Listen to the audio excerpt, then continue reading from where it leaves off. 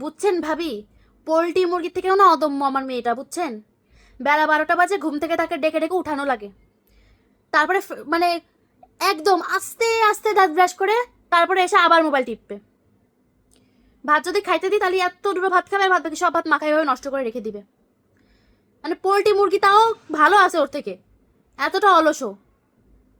মেয়ে মানুষ এত ঢিলা হলে হয় ভাবি বলেন তো? এরকম অলস হলে হয়?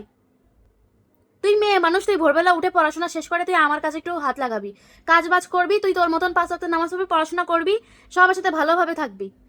না, উনি বেলা 12টা বাজে ঘুম থেকে উঠবে।